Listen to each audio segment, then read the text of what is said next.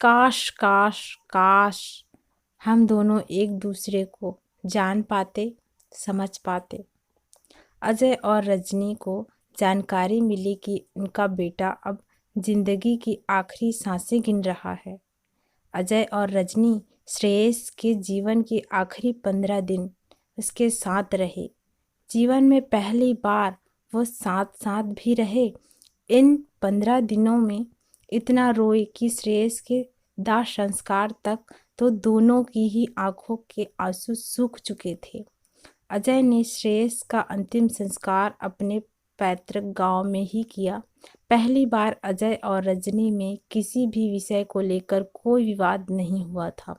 रजनी और अजय दोनों एक साथ बाहर पार्क में बैठे थे। दोनों अपने ही ख्यालों में खोए थे। उसे याद आया कि बचपन में श्रेयस कैसे जिद करता था, मम्मी आप पापा के साथ क्यों नहीं आती? जब वो आते हैं तो आप नहीं आती, जब आप आती हैं तो वो नहीं आते। रजनी टाल देती थी। अजय भी अपने ख्यालों में था। उसे याद आ रहा था जब श्रेयस ने पहली बार उससे कहा, पापा आप और मम्मी साथ क्यों नहीं रह सकते? अजय ने चिल्लाते हुए कहा, उसके साथ कोई नहीं रह सकता, तू भी नहीं। अजय मौन हो गया। अजय ने रजनी की तरफ देखा, वो भी उसको ही देख रही थी।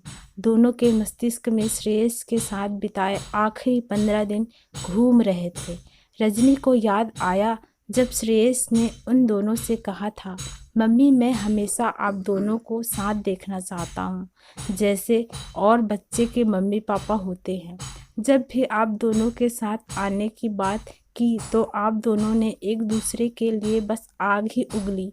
श्रेयस ने एक लंबी सांस छोड़कर कहा, मम्मी बुआ के यहाँ गया तो वहाँ सब लोग आप पर बहुत ही गंदे इल्ज़ाम लगा रहे थे, और मामा के यहाँ गया तो पापा पर बहुत गंदे आरोप लगाए थे, इसलिए मैं ऐसे किसी के भी पास नहीं जाता था जो आप दोनों को जानता हो। फिर श्रेयस ने अजय और रजनी की तरफ देखा और बोला, पापा आप दोनों ने भी एक दूसरे पर बहुत गंदे इल्ज़ाम लगाए थे। मम्मी इतने गंदे तो आप दोनों कभी भी नहीं हो सकते हो। रजनी और अजय दोनों के आंखों में अश्रुधारा बह रही थी। अजय ने श्रेयस के माथे पर हाथ फेरते हुए कहा, बेटा तेरी मम्मी कभी गलत नहीं थी, वो बस उसे नीचा दिखाने के लिए मैंने ये झूठे इल्ज़ाम उस पर लगाए। रजनी भी बोल पड़ी, बेटा हम दोनों ही एक दूसरे को नीचा दिखाने चाहते थे, हराना चाहते थे।